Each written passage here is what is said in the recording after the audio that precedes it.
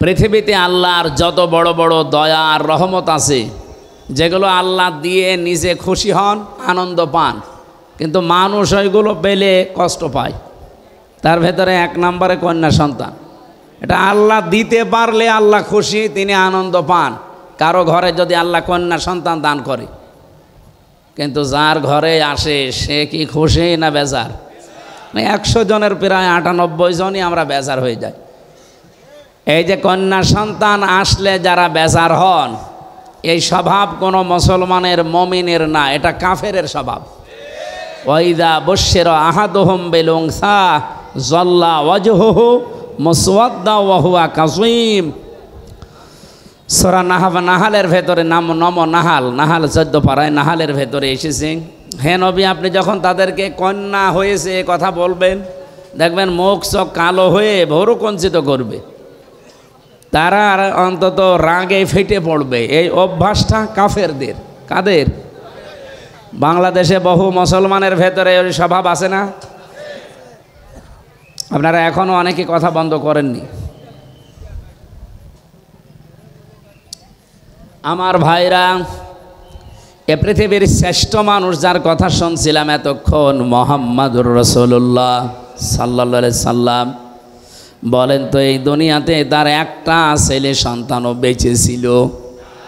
সেই কয়টাই হয়েছিল পরপর 3টা, একটাও বাঁচে নাই। বাচ্চা বয়সে তারা বিদায় নিয়েছে।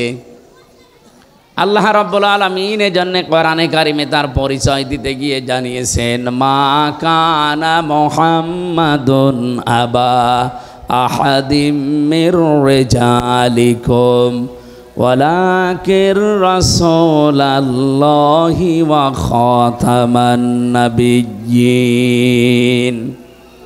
এই এদিকে তাকান, আমি গতানুগতিক কথা বলছি না, এখানে একটা শিক্ষা আছে। আল্লাহ পাক বলেন, মুহাম্মদ এই পৃথিবীতে কোনো অ্যাডাল্ট পুরুষের বাবা ছিলেন না। তিনি পুরুষের বাবা ছিলেন, কিন্তু বয়স্ক কোনো পুরুষের বাবা ছিলেন না। আল্লাহ এখানে এই জন্যে রেজাল দিয়েছেন, সিবিয়ান দেননি। সিবিয়ান মানে বাচ্চা, শিশু, আর রেজাল মানে প্রাপ্তবয়স্ক। কোরআনে কারিম কত সূক্ষ্ম, আপনি আয়াতটার এই শব্দটা শুনলেই টের পান। আমরা তো সে জন্মের পর থেকে বিভিন্ন জায়গায় এই রবিউল আওয়াল মাস আসলে মিলাদ হয়, আর মিলাদে ইমাম সাহেব যারা এই আয়াতটা পড়ে না, এই এলাকার ইমাম সাহেব নেই, আপনি ওনারে নিয়ে যান মিলাদ পড়তে, আয়াত দিয়ে তারা আরম্ভ করবে। মনে হয়তো গলায় সুর আছে, আমার ওইভাবে সুর হচ্ছে না, তাই ওই সুর দিয়ে এইটাই দিয়ে আরম্ভ করবে, মা কানা মুহাম্মাদুন আবা আহাদিম মির রিজালিকুম। মুহাম্মদ এই পৃথিবীতে কোনো অ্যাডাল্ট, কোনো প্রাপ্তবয়স্ক পুরুষের পিতা ছিলেন না। বলেন তো এই শব্দটা যদি আল্লাহ পাক এখানে সিবিয়ান লাগিয়ে দিতেন, রিজাল না দিতেন, ওই জামানায় যারা কাফের, যারা আল্লাহর নবীর ভুল ধরতো, কোরআনেরও ভুল ধরার চেষ্টা করত, এই আয়াতটা শোনার পরে তারা ভুল ধরতো কিনা? আমার নিজের কাছেই তো সিবিয়ান দিলে আমি এখনই ভুল ধরতাম। এই যে টনি বেলাওয়ারের এক শালিকা লরেন বোথ, এই মহিলা ইরানের তেহরান বিমানবন্দরে এসেছিল আমেরিকা থেকে। মহিলা আসার পরে একজন মুসলমানের কাছে কোরআন শরীফ নিয়ে 53 জায়গায় লাল দাগ দিয়েছে। সংবাদ সম্মেলন করে বলছে, আমি 53 জায়গায় ভুল পেয়েছি। কি চেষ্টা করে তারা বলেন তো? আমি বাইরের দেশগুলোতে যেখানে আমারে নিয়ে যায়, সফরে গেলে আগে বিশ্ববিদ্যালয়ে যাই, সিঙ্গাপুরে, মালয়েশিয়া, থাইল্যান্ড, যত দেশে আমারে নিয়ে গেল এ পর্যন্ত আমি আগে যে দেখি ও দেশের ভার্সিটি, বিশ্ববিদ্যালয়ে যাওয়ার পরে পরিচিত কাউকে পেলে, কয়েকদিন আগে সৌদি আরবে আমার এক বন্ধু ওখানে পড়ে, ওরে বললাম যে দোস্ত নিয়ে চলো আমার এই লাইব্রেরিতে। আগে লাইব্রেরিতে গিয়ে আমি চিন্তা ভাবনা করে দেখি যে এখানে কি ধরনের বই পড়ানো হয়, পাওয়া যায়। আমার কুষ্টিয়া বিশ্ববিদ্যালয়ের যে লাইব্রেরি, আমার হয় 2 মিনিটে ঘুরে শেষ করে দেওয়া যাবে। মালয়েশিয়া ইন্টারন্যাশনাল ইসলামিক ইউনিভার্সিটি, যেটা ওর লাইব্রেরি যত বড়, আমি পুরাটা এলাকা ঘুরে দেখেছি, কুষ্টিয়া বিশ্ববিদ্যালয়ের চাইতে কমপক্ষে 20 ডবল বড় হবে, এত বড় এরিয়া। একটা বিশ্ববিদ্যালয় যদি আমাদের দেশের বিশ্ববিদ্যালয়ের চাইতে 20 ডবল বড় হয়, তার ক্যাম্পাস, তার লাইব্রেরি কত বড় হতে পারে? আপনি বই খুঁজবেন, নিজে যেয়ে অমুক বই পেয়ে যাবেন না, কম্পিউটারে টিপ দেওয়া লাগবে। কত তালায় আছে, কত কামরায় আছে, কত তাকে আছে, কত লাইনে আছে, ওটা লেখা উঠবে, ওই জায়গায় যে ওই বই পাবেন। তাছাড়া যদি নিজের মন মতো যে খুঁজতে চান, আমার মনে হয় আপনার জীবন শেষ হয়ে যাবে, এত বই সেখানে। বড় বড় বিশ্ববিদ্যালয়গুলো যে আমি এই ছোট্ট জীবনে দেখেছি, ওরা যত বই থাকুক না কেন, সবার উপরে আল কোরআন এইটা ওখানে লিখে দেয়। যে সমস্ত দেশে মুসলমান কম, যেমন সিঙ্গাপুরে 100 জনের মাত্র 5 জন মুসলমান, 95 জন সেখানে কাফের, বিভিন্ন জাতির লোক আছে, মুসলমান না। থাইল্যান্ডে ওই রকম মুসলমান হয়তো 2-3%, বাকি সবগুলোই তারা কাফের। আমার এক বাজারে নিয়ে গেল থাইল্যান্ডে, বাজারে যে দেখি গোশত বিক্রি করছে, সামনে তাকালাম, দেখি শুধু মাথা। জিজ্ঞাসা করলাম ইংরেজিতে ওনারে যে কি এটা, আমারে বলছি ডগ। ডগ মানে একটা দুইটা না, প্রায় 15-20টা ডগ মাথা কেটে রেখে দিয়েছে। ওরা তো আর বিসমিল্লাহির রহমানির রহিম বলেনি, এক কোপে আলাদা করে ফেলেছে। সাপ, বড় বড় সাপ জিয়ানো আছে, শুধু মাথা কেটে যে মাছের মতো পিস পিস করে। এরকম একটা দেশেও বিশ্ববিদ্যালয়ের দিকে তাকান, কত হাজার হাজার বই তাদের আছে, নিচের থাকে, ওপরে যেটা আছে সেই জায়গায় আছে দি হলি কোরআন। জোরে বলুন সুবহানাল্লাহ। ওরা আর কিছু না করুক, নতুন কোনো তথ্য যদি বের করতে চায়, কোরআন ছাড়া সম্ভব না। কিয়ামত পর্যন্ত পৃথিবীতে যত রকমের বিজ্ঞানী আসবে, সে আস্তিক হোক আর নাস্তিক হোক, কিছু যদি নতুন দুনিয়াকে দিতে চায়, মাস্ট বি তাকে কোরআনের কাছে ভিক্ষা চাওয়া লাগবে। কথা বুঝতেছে? কি গবেষণা তাদের জীবনে আছে। এই যে লরেন বুথ বলছিলাম, মহিলা অনার্স মাস্টার্স করা, ডক্টরেট করা, কোরআন পড়তে 1 দিন 2 দিন করে পড়ে নাই, 3 বছর একাধারে পড়েছে। আর আমার মতো আনাকম জানাকমও পড়ে নাই, পড়েছে একেবারে বুঝে বুঝে। এক একটা শব্দের অর্থ বের করেছে একাধিক, কোন শব্দ কোন জায়গায় অ্যাপ্রোপ্রিয়েট হয়, কোন জায়গায় কোন শব্দ মিলতে পারে, এইরকম বুঝে বুঝে কোরআন পড়েছে।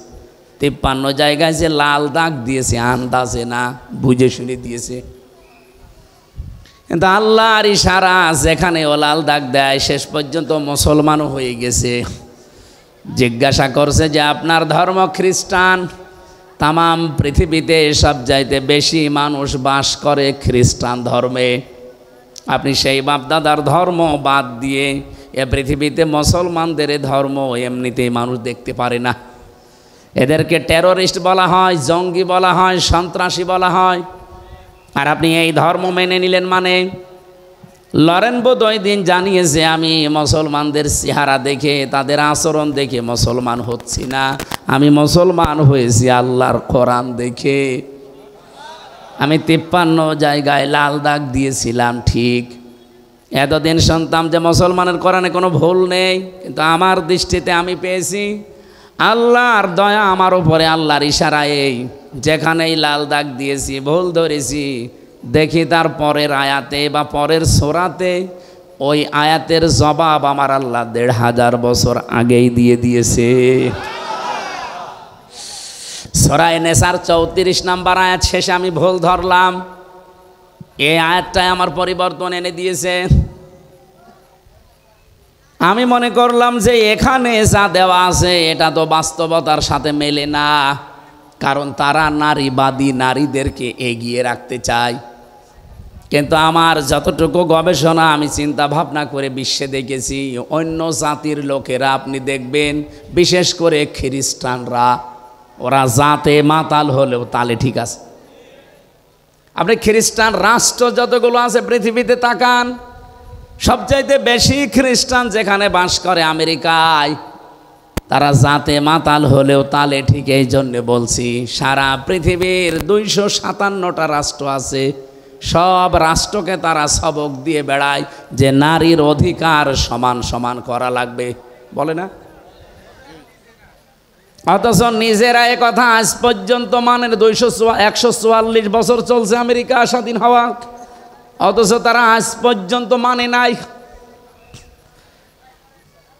আমি বারাক ওবামা পর্যন্ত পড়েছিলাম ইতিহাস, এরপরেই তো বারবার আসতেছে যে লোকটা, এই ডোনাল্ড ট্রাম্প। ও দেখতে আমার মনে হয় একটা মাতাল, ও কিন্তু রাজনীতিবিদ না, একটা ব্যবসায়ী। হঠাৎ করে এই লাইনে এসে বিভিন্ন কায়দা কৌশলে হয়ে গেছে বর্বর 2 বার। আপনি দেখবেন এরকম একটা মাতাল মার্কা লোক যার নামে নারী কেলেঙ্কারি পর্যন্ত আছে। এই কথা বুঝতেছেন? আপনি দেখেন কয়দিন আগে তার এগেনস্টে যে দাঁড়িয়েছিল কমলা হ্যারিস। এ পৃথিবীতে যদি শিক্ষিত নারী আপনি খোঁজ করেন জেনারেল লাইনে, 10 জন যদি আপনি শিক্ষিত নারীর তালিকা করেন, কমলা হ্যারিসকে একজন পাবেন। 1000-এর ওপরে বিশ্ববিদ্যালয় লাইনে আছে, তার ভেতরে সবচাইতে উপরের বিশ্ববিদ্যালয় যেগুলো 1, 2, 3, 4 করে গণনা করা হয়, মার্কিং করা হয় একটার সাথে আরেকটা। আমাদের বাংলাদেশে একটাও সেই পর্যায়ে নেই। 1000 বিশ্ববিদ্যালয় সারা পৃথিবীতে, বাংলাদেশে তালিকায় এখনো একটাও যেতে পারেনি। তাহলে 1, 2, 3 কি গবেষণা হয় সেখানে বলেন তো? এইরকম জায়গা থেকে এই মহিলা পাশ করা, অথচ এই মহিলাকে ওই দেশের লোক গুরুত্ব দিল না, গুরুত্ব দিল ট্রাম্পকে। নবীজির হাদিস পড়েছিলাম, ক্বালান নাবিয়্যু সাল্লাল্লাহু আলাইহি ওয়াসাল্লাম লা ইউফলিহা কওমুন ওয়াল্লাহু আমরহুম ইমরাতুন, বুখারী শরীফের হাদিস। ওই জাতি কখনোই সফল হচ্ছে না, হবে না। লা ইউফলিহা, মজারের আগে লান আসলে অর্থ হয় জীবনেও হবে না। এই হাদিসকে আমি এখন আমার নিজের জন্য বানাচ্ছি, নাকি আমি যে দল করি ও দলের জন্য হাদিস বানালাম? আর এই হাদিস নবীজি মনে হয় বাংলাদেশে শুধু জামাত ইসলামের জন্য বলিস। নবীজি যখন ইন্তেকাল করে তখন জামাত ইসলামী ছিল। 1941 সালে এই দলের জন্ম। আর আমি তো আমার জন্মই হচ্ছে 1992 সালে। সে হিসাবে হাদিস তো আমার বানানো, আমার বাবারও বানানো সম্ভব না। কথা বুঝতেছেন? কি বলি, একটু বিবেকের আয়না দিয়ে একটু চিন্তা করেন, দেখেন তো। নবীজি বললেন লাই ইফলিহা, যদি ইফলিহ বলতেন আমি অর্থ করে ফেলতাম। এই লামটা দিয়ে আমিও ঝামেলায় আছি। বিশ্বনবী নিজে গ্যারান্টি দিচ্ছেন কখনোই সফল হচ্ছে না, হবে না। কওমুন, ওই জাতি, ওই দেশের মানুষেরা, ওয়াল্লাহু আমরহুম ইমরাতুন, যারা তাদের এই পৃথিবীতে দায়িত্বভারগুলো সব মহিলাদের হাতে ছেড়ে দিয়েছে। অন্য কোনো দিকে না দিয়ে আপনি আমেরিকার সাথে মিলান, ওরা জাতে মাতাল, ওরা আল্লাহ বিশ্বাস করে না, নবীজি বিশ্বাস করে না। কিন্তু এই কথাটা দেখেন পঙ্খানু 144 বছর মেনে চলছে। ওরা যে আজ চর্মচোখের দৃষ্টিতে আমরা দেখছি আজ দাঁড়িয়ে গেছে সফল, ওরা এই কারণে। এর আগে একজন ছিল হিলারি ক্লিন্টন, তাকেও দায়িত্ব দেয়নি। কমলা হ্যারিস, তারেও দেয়নি। মাতাল, মদ খায়, তাতে কি আছে, তারে দেন। কিন্তু পুরুষ মানুষ, ওরা নবীর কথা মেনে আজ দাঁড়িয়ে যায়। আর আমরা আজ 54 বছরের ভেতরে অর্ধেকই গেছে আমাদের সব সিদ্ধান্ত মেয়েদের উপরে।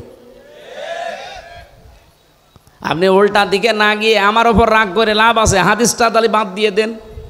আজকে সিদ্ধান্ত নেওয়া যায় না হাদিস শোনার পর যে জীবনে যতদিন বেঁচে আছি কোনো মহিলার পেছনে থাকবো না। ঠিক মানে তো শুধু সামিয়ানার নিচে ওয়াজ তো হয়ে গেছে, আবার কি ওয়াজ করবে? এইটা যদি আমরা এবার মেনে নিতে পারি, সত্যি সত্যি ইসলামকে আপনি দেখতে পাবেন এবার কোরআন দিয়ে দেশ চলছে। কোন মহিলা আমার সামনে আসতে পারবে না, আমার সামনে পুরুষ মানুষ আসুক। এখন যদি মানে মেয়েদের ছোট করলেন, আপনি কি আল্লাহ রাসূলের চাইতে মেয়েদেরকে বেশি ভালোবাসেন? বিশ্ব নবী জানিয়েছেন পৃথিবীতে আমার কাছে তিনটা জিনিস খুব বেশি ভালো লাগে, একটা নামাজ, একটা সুগন্ধি, আর একটা মেয়ে মানুষ। এই মেয়ে লোক বলতে গিয়ে তিনি ইমরাতি দিয়েছেন, আমার স্ত্রী। আমার স্ত্রী আমার কাছে ভালো লাগে। আমাদের কাছেও নামাজ অনেকের ভালো লাগে, অনেকের লাগে না। অনেকের কাছে সুগন্ধি ভালো লাগে, অনেকের কাছে আবার দুর্গন্ধ ভালো লাগে। ওই যে বিড়ি খায়, এটাকে সুগন্ধ। অনেকের কাছে স্ত্রী ভালো লাগে, নিজেরটা বাদ দিয়ে অন্যেরটা। না এই এলাকায় সব নেই, আছে মানে এই যে পরকীয়া প্রেম করে কারা? পরকীয়া প্রেম যারা করে এরা কি নিজের বর সাথে না অন্যের বর সাথে? আমার ভাইরা, এই জন্য আল্লাহ রাসূলের চাইতে বেশি মর্যাদা আপনি জীবনেও দিতে পারবেন না মহিলাদের। না বলছেন ওটা আপনার নিজের স্বার্থে, দলীয় স্বার্থে। যে কথা বলছিলাম, এই যে এই মহিলাটা খ্রিস্টান সবচাইতে বেশি পৃথিবীতে, তারপরেও তিনি যখন বলেন আমি দেখলাম যে আমার নিজের ভুলই ধরা পড়ে যাচ্ছে একটা একটা করে, এই সেই আয়াতটাই বলছিলাম, সূরা নিসার 34 নম্বর আয়াত, আর রিজালু কাওয়ামুনা আলান নিসা। আমি পুরুষদেরকে বানিয়েছি অভিভাবক আর মেয়েদেরকে বানিয়েছি তাদের আজ্ঞাবহ। কিন্তু আজ আমাদের দেশে অনেকে সিস্টেম পুরা উল্টিয়ে ফেলেছে। মেয়ে লোক এখন রাজমিস্ত্রি আর আমরা যোগাইলে। স্বামী এখন অধিকাংশ পরিবারে আর স্বামী নেই, মানে হুকুমের দাস হয়ে গেছে। সব পরিবারে না, বহু পরিবারে আমি দেখেছি স্বামী আন্দাজে নামে আছে শুধু, অথচ স্বামীর যে মর্যাদা এ পৃথিবীতে নবীজি জানিয়েছেন। আল্লাহ বাদে যদি সেজদা দেওয়া জায়েজ থাকতো, মেয়েদের কানের কাছে মুখ নিয়ে বলতাম যে স্বামীর পায়ে সেজদা দাও। এত মর্যাদা আল্লাহর পরে আল্লাহ যাকে দিলেন, সেই স্বামীকে আজ অনেকেই আছে গোলামের মতো ব্যবহার করে। গোলাম মার্কা স্বামী আছেন কারা? হাত তোলেন তো। এলাকা তো অনেক ভালো, আলহামদুলিল্লাহ।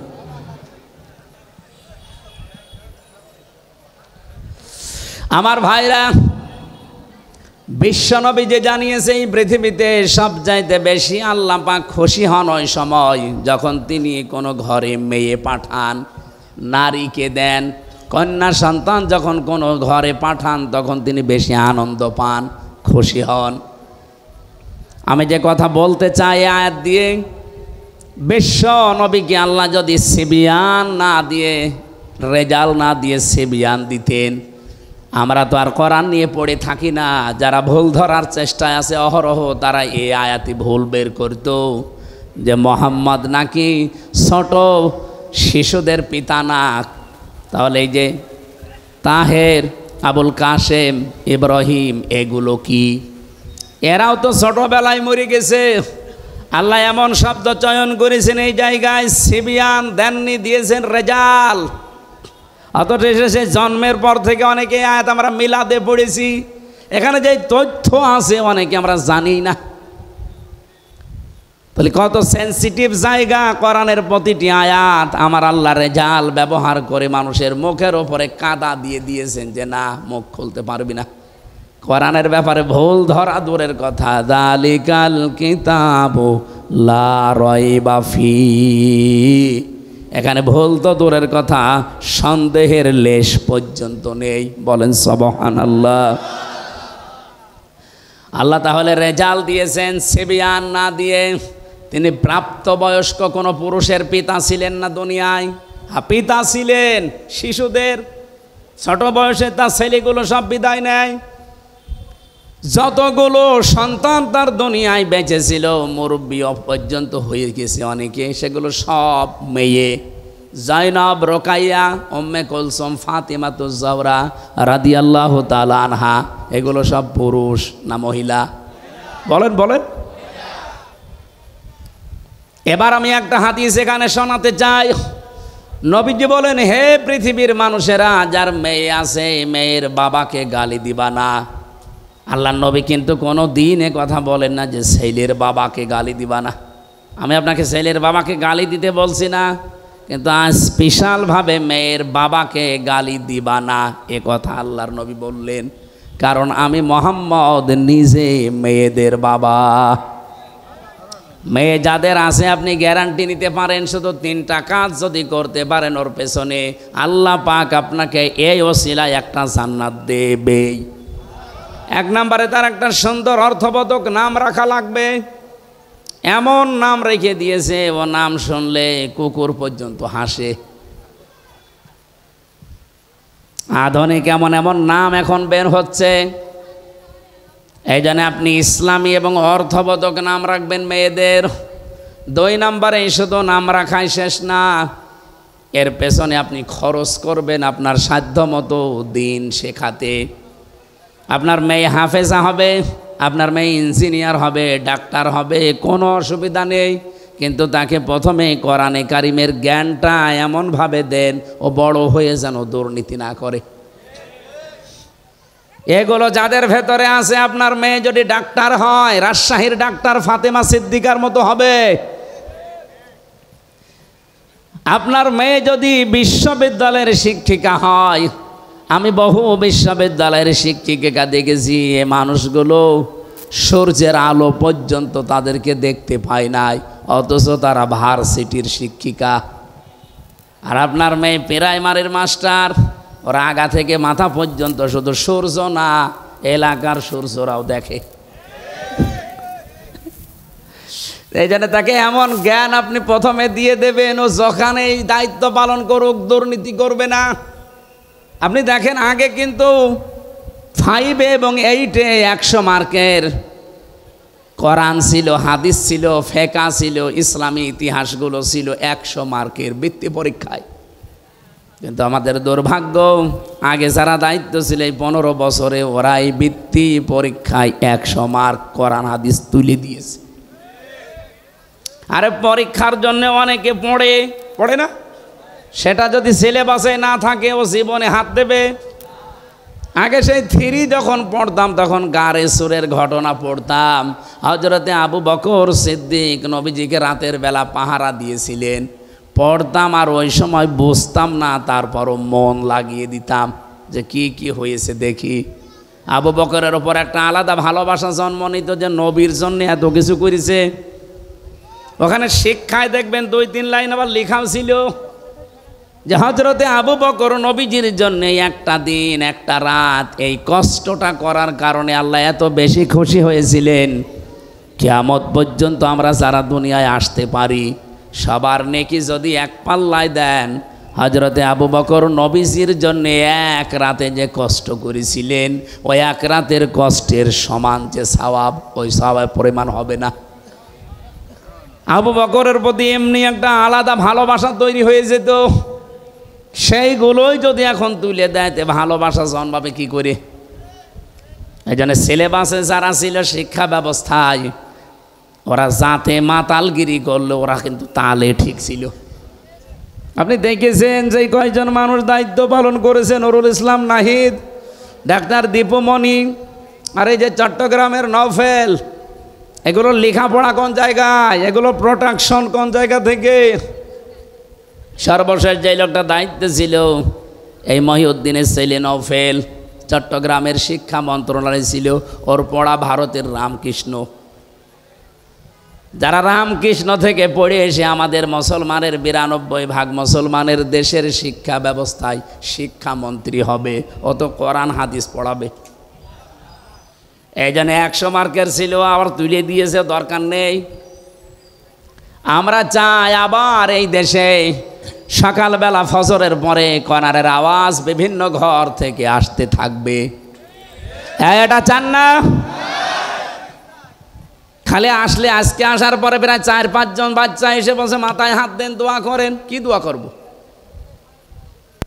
বাচ্চাগুলো খারাপ হয় ওই সময় যখন মায়ের পেট থেকে দুনিয়াতে আসে, কারণ এই 10 মাস 10 দিন মায়ের পেটে থাকাকালীন ও অনেক কিছু ওখান থেকে নিয়ে আসে। বিজ্ঞান এখন প্রমাণ করছে 6 মাস যখন মায়ের পেটে মানুষের হয়ে যায় তখনও দুনিয়ার কথাবার্তা শুনতে পায়। এখন 6 মাস আপনার স্ত্রীর পেটে সন্তান বয়স হয়ে গেছে, আপনার স্ত্রী বসে বসে এমন সিরিয়াল দেখতেছে যার ভেতরে শুধু আল্লাহ রসুলের কথা। ওইটা দেখে আর ওর ভেতর থেকে তো সব শুনতেছে, ওইটা প্র্যাকটিস করে, আসার পরে ঠিক ওইটাই আচরণ করে। বলেন, দোয়া চাই আমার কাছে, হুজুর দোয়া করেন আব্দুল কাদের জেলানির মতো ছেলে চাই। আব্দুল কাদের জেলানি এমনি হবে? সম্মানিত মা বোন যারা এসেছেন, শুধু ওয়াজ শুনতে আসা না, এখন থেকেই পরিবর্তনের নিয়ত করে বাড়ি যাবেন। হযরতে আব্দুল কাদের জেলানি রহমতুল্লাহ আলাইহি সেই মায়ের পেটে এসেছিলেন, আপনি সেই মায়ের জীবনী পড়ে দেখেছেন কোনো দিন? আমি কারাগারে থাকতেই 3 বছরে গুরুত্বপূর্ণ যে বইগুলো পড়ে শিক্ষা নিয়েছি তার অন্যতম প্রোডাক্টিভ মুসলিম কারাগারে রাত দিন। আর এই যে আব্দুল কাদের জেলানি রহমতুল্লাহ আলাইহির জন্ম, এত সুন্দর করে সেখানে শিক্ষামূলক বিষয়গুলো তুলে এনেছে। সন্তান পেটে রাখা অবস্থায় যদি ওগুলো পড়তো তাদের ঈমানও বৃদ্ধি হতো জয়নাব আল গাজালির মতো। আব্দুল কাদের জেলানির মায়ের নাম ফাতেমা, এই মেয়েটার মতো আমাদের মেয়েদেরও মায়েদেরও ঈমান মজবুত হতো। বাসর রাতে স্বামীকে ডাক দিয়ে বলছে, স্বামী দাঁড়ান, আপনি আমার কাছে আসা থেকে একটু বিরত থাকেন। আমার বাবা কিন্তু আপনাকে বলেছিল আমি নাকি অন্ধ, আমি নাকি বোবা, আমি নাকি ন্যাংড়া। আর ঠিক বলেছে আমার বাবা। আপনি যে বাসর রাতে আমার কাছে আসতে যে ফিরে গেলেন ভয়তে, আপনি বিয়ের আগেই তো শুনেছিলেন যে আমি অন্ধ, অথচ আমার চোখ এখন ভালো। আপনি শুনেছিলেন যে আমি নাকি ন্যাংড়া, অথচ আমি হাঁটতে পারি। আপনি শুনেছিলেন আমি কিছু শুনতে পাই না, কালা, অথচ আমি আপনার কথা শুনতে পাচ্ছি। আপনি শুনেছিলেন আমার বাবার কাছে আমি বোবা, কথা বলতে পারি না, অথচ আমি আপনার সাথে টকিং করছি। আমার বাবা যা বলেছে সত্য বলেছে, এই কারণেই আমি যখন প্রাপ্তা বয়স্ক হয়েছি, তার মানে মেয়েরা প্রাপ্ত বয়স্ক হয় ওই সময় যখন তাদের শরীর খারাপ হয়। কথা বুঝতেছেন? মেয়েরা যারা এসেছেন, সম্মানিত মা বোনেরা, আপনাদেরকে বলছি, একটা মেয়ে মানুষ ওই পর্যন্ত প্রাপ্ত বয়স্ক হয় না, প্রাপ্তা। মেয়েদেরকে প্রাপ্তা বলা হয়, পুরুষ প্রাপ্ত। যতক্ষণ তাদের মাসিক না হয় বা ওই শরীর খারাপ না হয়, যখন শরীর খারাপ হয়ে যাবে, সে 9 বছরে হোক, 12 বছরে হোক, 15 বছরে হোক, যখনই শুরু হবে ওই দিন থেকে শুরু করে জীবনে আর কোনো দিন আপনি ওই মাসে 3 দিন 5 দিন 7 দিন বাদ দিয়ে নামাজ বাদ দিতে পারবেন না। এই মাসলাটা বুঝেছেন কিনা বলেন? তাহলে মেয়ে লোকের নামাজ ফরজ হওয়া যেদিন শরীর খারাপ হয়েছে ওই দিনের পবিত্র হওয়ার পর থেকে, তার শরীর খারাপ হওয়ার পর থেকে নামাজ শুরু। হ্যাঁ, প্রতি মাসে মাসে আপনি 3 দিন 7 দিন 10 দিন পর্যন্ত নামাজ না পড়ে থাকতে পারবেন যখন শরীর খারাপ থাকবে। তো শরীর ভালো হয়ে গেলে বাকি সময় কোনো দিন আপনি আর নামাজ বাদ দিতে পারবেন না। অনেকের মেয়ের হয়তো 10 বছর 12 বছর 13 বছরে শরীর খারাপ হয়, কিন্তু বাবা তো আর জানে না, মা তো এই বিষয়গুলো জানে। ও নামাজ না পড়ে ফজরের সময় ঘুমিয়ে আসে, বাবা তো আর জানে না যে আমার মেয়ের অবস্থা কি। মা কিন্তু সব জানে। বাবা যে ডাক দিয়ে বলবে যে ফরজ নামাজটা পড়ে ঘুমা, বলতেও পারে না। এই জন্য মা বোন যারা এসেছেন, আপনার দায়িত্ব এটা, স্বামীকে হয় জানিয়ে দেবেন যে এই মাস থেকে তার এই শরীরের অবস্থা, আগামী থেকে তার নামাজ কিন্তু আর কাজা করা হারাম, ফরজ নামাজ পড়াই লাগবে। আমি এই মাসলাটা বোঝাতে পেরেছি কিনা বলেন তো? বলেন বলেন। আমাদের বাবাদের দরকার নেই, আমরা বাবারা শুধু আদেশ দেওয়ার ক্ষেত্রে থাকলে হবে। বড় ভাই যারা আমরা আছি, বাবা যারা আছি, আদেশ দেওয়া পর্যন্ত থাকলে হবে, কিন্তু দায়িত্ব পালন করা লাগবে মায়েদের আর বড় বোনদের। মারা এবং বড় বোনেরা যারা আছেন, অবশ্যই আপনার বোন হোক আপনার মেয়ে হোক, তার শরীর যেদিন খারাপ হবে ওর পর থেকেই তার নামাজ কি ফরজ। এর আগে পর্যন্ত কিন্তু নামাজ ফরজ ছিল না। এর আগে পর্যন্ত সে 10 বছর হোক, 12 বছর হোক, 15 বছর হোক, এর আগে পর্যন্ত যদি নামাজ পড়ে থাকে সওয়াব হলে আপনার হবে, ওই মেয়েটার সওয়াব হবে না। কিন্তু এরপর থেকে নামাজ পড়লে সওয়াব ওর, না পড়লে কবিরা গুনাহ, আর আপনি আদেশ দেননি, আপনারও গুনাহ। স্বামীকে ডাক দিয়ে বলেছে, স্বামী আমার বাবা বলেছিল আমি নাকি অন্ধ। হ্যাঁ আমি অন্ধ। আমার এই প্রাপ্তবয়স্ক হওয়ার পর থেকে মনে করেন 12 বছর, এই 12 বছরের পর থেকে এই বিয়ের এখন চলছে আমার 18 বছর। এই 6টা বছরে কোনো দিন আমি যে বোবা, আমার বাবা বোবা বলেছে, কারণ এই মুখ দিয়ে আমি কোনো দিন গীবত করি নাই। আমার বাবা বলেছে আমি নাকি অন্ধ। হ্যাঁ আমি পরপুরুষের চেহারা এই অন্তত এই প্রাপ্তবয়স্কর পর থেকে বিয়ে পর্যন্ত দেখি নাই। আমি ন্যাংড়া এই কারণে বলেছি আমার এই পা দিয়ে এমন কোনো হারাম কাজে আমি যাই নাই যেটা কবিরা গুনাহ হয়। আমি এমন কোনো কথা এই কান দিয়ে শুনি নাই যে কথায় কবিরা গুনাহ হয়, তার মানে গীবত, এগুলো আমি শুনি না। আমার বাবা আমার উপরে আস্থা রেখে এই 6 বছর সে দেখেছে, এই কারণে বলেছে আমার মেয়ে অন্ধ, বোবা, কালা, ন্যাংড়া। আসলে আমি ওই রূপকর্তে এগুলো ছিলাম, বাস্তবে আমার শরীর সব ঠিক আছে। শুকরিয়া আদায় করলেন। বাসর রাত শেষ করে বউকে নিয়ে বাড়িতে গেলেন বাবার, কারণ এতদিন তিনি শ্বশুর বাড়িতে কাজ করে খেতেন 10 বছর। সর্বশেষ আমি তার জীবনী পড়তে গিয়ে বেশি এই মায়ের পেটে এসেছিলেন হজরতে আব্দুল কাদের জেলানি রহমতুল্লাহ আলাইহে। এত বড় চরিত্রের অধিকারী তার মা, এর পরেও তিনি মায়ের পেট থেকে এসে মাত্র 6 বছর তার বয়স, মা তাকে নিয়ে গেছে মাদ্রাসায় পড়ানোর জন্যে। ওস্তাদ ডাক দিয়ে বলছে, বাবা বলো বিসমিল্লাহির রহমানির রহিম, আলিফ বা তা সা। হযরতে আব্দুল কাদের প্রথমেই প্রশ্ন করলেন, ওস্তাদ বিসমিল্লাহির রহমানির রহিম এর মানে কি? উনি অর্থ বললেন যে এখানে আল্লাহর নামে শুরু হচ্ছে, যিনি রহমান, যিনি রহিম, দয়াশীল এবং ক্ষমাশীল। আলিফ বা তা সা। উনি বললেন এর অর্থ বলেন। ওস্তাদ বলছে আলিফ বা তা সার কোনো অর্থ নেই। আব্দুল কাদের বলে, হুজুর যে জিনিসের মানে হয় না, অর্থ হয় না, ওটা পড়ি আমি সময় নষ্ট করি না। ওস্তাদ চিন্তা করছে কি ছাত্র পেলাম। বলছে তুমি জানো আলিফের মানে? যা জানি, আমি মায়ের কাছ থেকে শুনেছি। কি আলিফের মানে? আমি এতদিন ছাত্র পড়াই, আমি জানি না। তোমার মা কি বলিয়েছে দেখি বলো তো। উনি আলিফ দিয়ে শুরু করলেন আয়াতুল কুরসি। আল্লাহু লা ইলাহা ইল্লা হুয়াল হাইয়ুল কাইয়্যুম। তেলাওয়াত করতে করতে প্রায় 18 পারা পর্যন্ত তিনি পড়েছিলেন। আয়াতুল কুরসির ভেতরে আমার আল্লাহর 10টা ক্ষমতার কথা আছে, তিনি ব্যাখ্যা পর্যন্ত মায়ের কাছে পড়েছিলেন, শুনেছিলেন। এগুলো শুনলেন, বললেন ওস্তাদকে। ওস্তাদ কাঁদতে কাঁদতে বেহুশ হয়ে গেছে। হোশ ফেরার পরে ডাক দিয়ে বলছে কি মা কয় তোমার? পর্দার আড়াল থেকে মাকে জিজ্ঞাসা করলেন, আপনি এই ছেলেকে মনে হয় কোনো জায়গায় পড়িয়েছেন, এখন নিয়ে এসেছেন আমার কাছে পরীক্ষা করার জন্যে?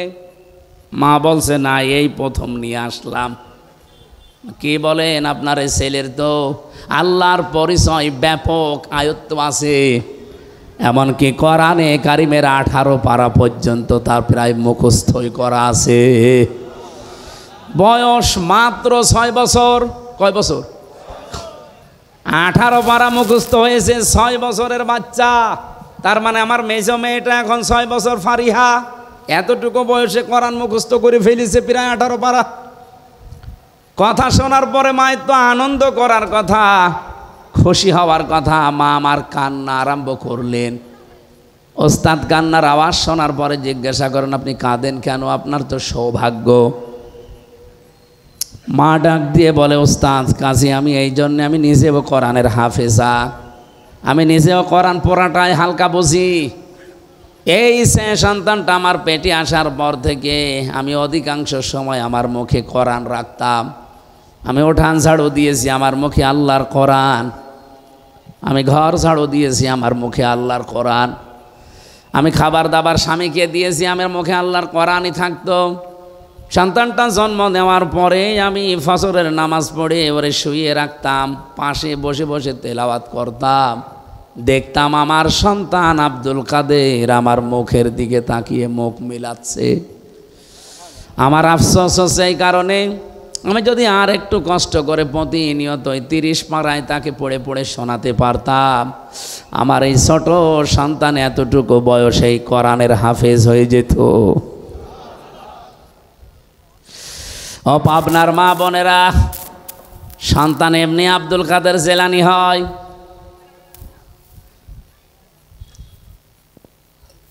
এই জন্য আমি যেটা বোঝাতে চাচ্ছিলাম, কন্যা সন্তান এই পৃথিবীতে মানুষকে আমার আল্লাহ দিয়ে তিনি নিজেই আরশে বসে বসে আনন্দ করেন আর তিনি নিজেই খুশি হন। আপনি যখন এই মেয়েটার সুন্দর একটা অর্থবোধক নাম রাখার পর তার পেছনে খরচ করবেন সাধ্য মতো, মনে করবেন এটা আমি আল্লাহর রাস্তায় সাদগা করছি। কোনো ছেলের পেছনে খরচ করলে সাদগা হয় এটা আমি পাইনি, কিন্তু মেয়েটার পেছনে যদি খরচ করেন, তাকে দিন শিক্ষা দেন, 3 নম্বরে তাকে সৎ পাত্র দেখে পাত্রস্থ করেন। নবীজি বলেন কিয়ামতে আল্লাহ যখন আমার জান্নাতে দেবে, তিনি এইভাবে দেখিয়েছিলেন, পাশাপাশি আমার পাশে ওই মেয়েটার দায়িত্বশীল মা বাবা আমার সাথে থাকবে। এই জন্য অর্থবোধক নাম রাখবেন মেয়ের, এমন নাম রাখবেন না যেটা শুনলে কোনো অর্থ পাওয়া যায় না। সেদিন একটা দোকানের নাম, তার মেয়ের নামে দেখলাম মাহিদা। মাহিদা মানে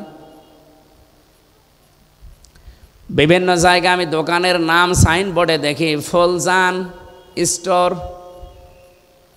অথবা লেখা আছে আসিয়া স্টোর। না, আইন সাদিয়া, আসিয়া শব্দের শাব্দিক অর্থ অবাধ্য, আর হামজা দিয়ে আসিয়া মানে বাধ্যগত বান্দি, সৌভাগ্যশালী। তাহলে আসিয়া না আসিয়া? হ্যাঁ, আসিয়া হামজা দিয়ে। খালি উচ্চারণের ভেতরে পার্থক্য হয়ে গেলে দেখেন অর্থ আকাশপাত পাল্টিয়ে গেছে। আসিয়া মানে সৌভাগ্যশালী, আর আসিয়া মানে অবাধ্য। ফুলজান মানে ঘুনিয়ে ধরা। ওরে মাহিদা রেখেছে, জিজ্ঞাসা করলাম মাহিদা স্টোর কি? বলে আমার মেয়ে হয়েছে, তার নামই আমি দোকান দিয়েছি। খুব ভালো লেগেছে নামটা আমার। কোথায় পেয়েছেন মাহিদা? আচ্ছা, কোরআন শরীফ পড়তে গিয়ে পেয়েছি। বিসাল মাহিস, মিহাদ। এই মিহাদ থেকে শেষে আবার জবর দেওয়া আছে। আমরা বললাম মেহাদ মানে জানেন? মেহাদ মানে জাহান্নামের নিকৃষ্ট স্থান। কোরআন শরীফ পড়ে নাম পালাম, তাও 2 নম্বর নাম। নাম পাল্টাবো, নাম পাল্টিয়ে এখন আমি তারে দিয়েছি জামিলা লিখবেন। জামিলা মানে আপনার মেয়ে যেহেতু সুন্দরী, আপনি মেহাদ না দিয়ে দিবেন জামিলা মানে সুন্দরী। সুন্দর একটা অর্থবোধক নাম রাখার পরে এই মেয়েটাকে যদি আপনি সাধ্য মতো খরচ করে তাকে দিনের শিক্ষা দিয়ে, দুনিয়ার শিক্ষা দিয়ে, সাত একটা পাত্র দেখে পাত্রস্থ পর্যন্ত করে দিতে পারেন। কোরআনে কারিমে আল্লাহ যেখানে জন্মের কথা দিয়েছেন, দেখবেন আগে মেয়ে লোকের নাম দিয়েছেন। ইয়াখলুকু মা ইয়াশা ইয়াহাবু লিমান ইয়াশাউ ইনাসা ওয়া ইয়াহাবু লিমান ইয়াশাউ যুকুর। আল্লাহ পাক ইয়াহাবু লিমান ইয়াশাউ ইনাসা দিয়েছেন। ইনাসুন মানে মেয়ে লোক, কন্যা। ও পাবনাবাসী, আল্লাহ ছেলের নাম দিলেন না কেন? আল্লামা আলুসি রুহুল মাহানি রুহুল বায়ান এই তাফসিরের ভেতরে তিনি ব্যাখ্যা করতে গিয়ে লিখেছেন, আল্লাহ পাক সবচাইতে বেশি ভালোবাসে মেয়েদেরকে, এই জন্যে তিনি মেয়ে দিয়ে আরম্ভ করেছেন আয়াতটা। জোরে বলেন সুবহানাল্লাহ। তাহলে আল্লাহ সবচাইতে বেশি খুশি হন, আনন্দ পান দুনিয়াতে ওই সময় যখন কারো ঘরে মেয়ে আসে, কন্যা সন্তান আসে। কিন্তু দুনিয়ার মানুষ এইটাই খুশি না বেজার? আমরা ইনশাল্লাহ খুশি হব মেয়েদের এই হকগুলো আদায় করার মাধ্যমে। জান্নাতুল ফেরদাউস পর্যন্ত আমরা যেন যেতে পারি, বলেন আমিন। রবিউল আউয়াল মাস আসলে আমরা যেহেতু নবী নিয়ে পাগল হয়ে যাই, সেই নবীকে নিয়ে একটা আয়াত পড়েছি মাত্র, সূরা আরাফ 157 নম্বর আয়াত। এখানে প্রায় কমপক্ষে 13টা জিনিস আছে। প্রথম 3টা পরিচয় দেওয়া আছে নবীজির, এরপরে 6টা কাজ করা লাগবে আমাদের, 6টা গুণাগুণ দেওয়া আছে বিশ্বনবীর। পরিচয় দেওয়ার পরে গুণাগুণ দিয়েছেন, বৈশিষ্ট্য। এরপরে শেষের দিকে আমাদের জন্য করণীয় 3টা কাজ আল্লাহ দিয়েছেন। এই 3 3 6 আর ওদিকে 6 কত বলেন বলেন। আর ওই শেষের শব্দটা, সৌভাগ্যশালী হওয়ার জন্য আপনাকে মাস্ট বি দুনিয়ায় এই 12টা কাজ করা লাগবে। রবিউল আউয়াল মাস যেহেতু এসেছে, আমরা এই আয়াত থেকে নবীজির মাধ্যমে কিছু নিতে চাই। আল্লাহ যেন আমাদেরকে সহজে অল্প সময়ে কিছু নেওয়ার সুযোগ দান করেন, বলেন আমিন। সূরা আরাফ কোন সূরা বলেন তো? আরো জোরে বলেন, কোন সূরা? আরাফ। 206টা আয়াত আছে, মাত্র এক আয়াত পড়েছি, 157 নম্বর আয়াত। নামকরণ বলছি আগে। আপনারা কি বিরক্ত হচ্ছেন নাকি? এই যারা কি চলে যাচ্ছে এরা কি?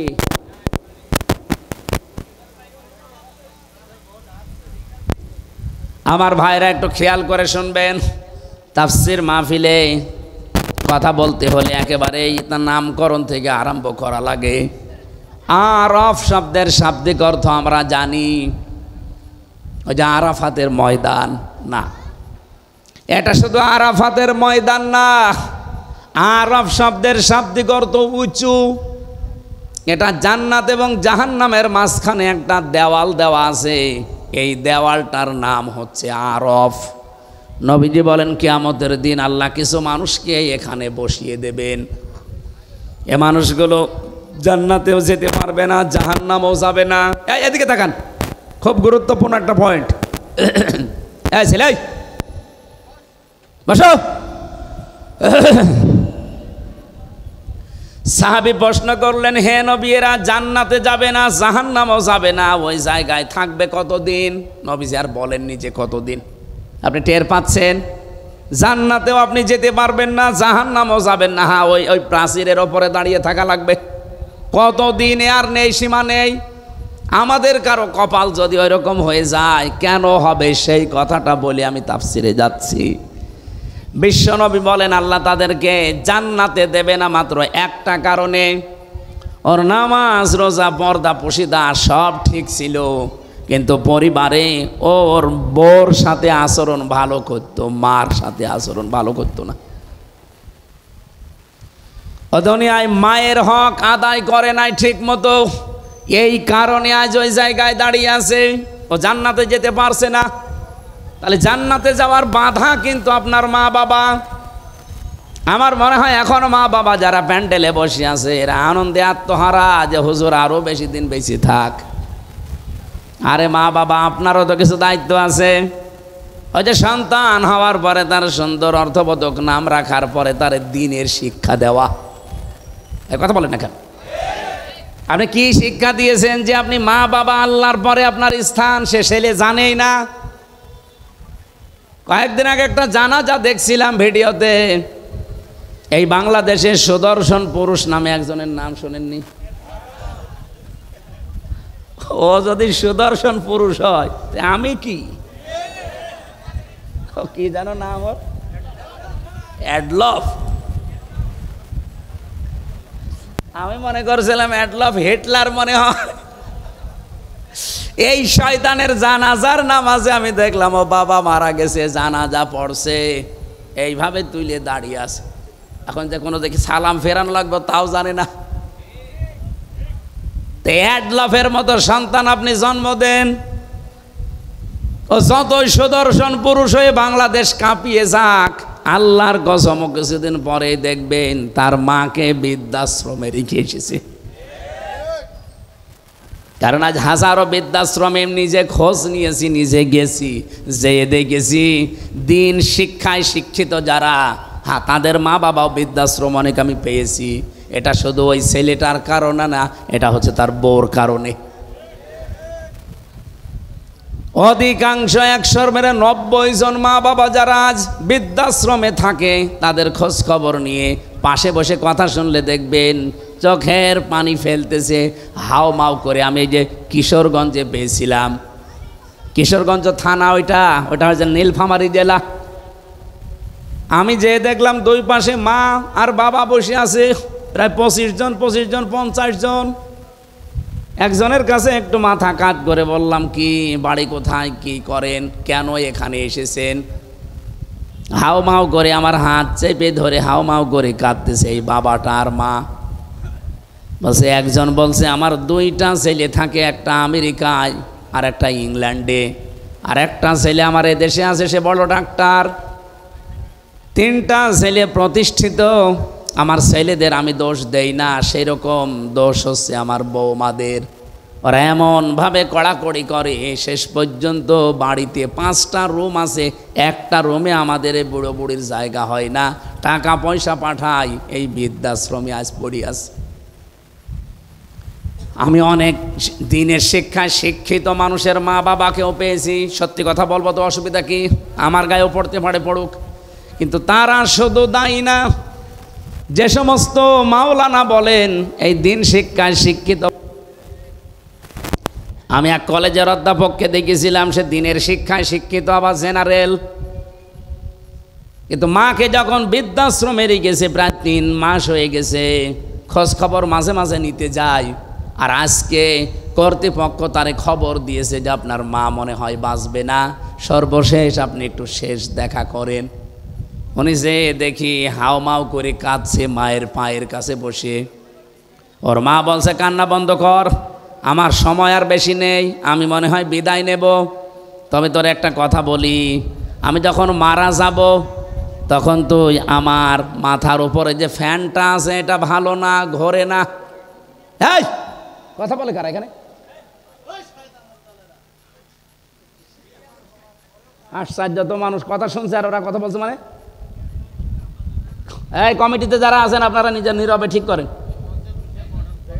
মঞ্চের পেছনে কারা? ওরা কারা?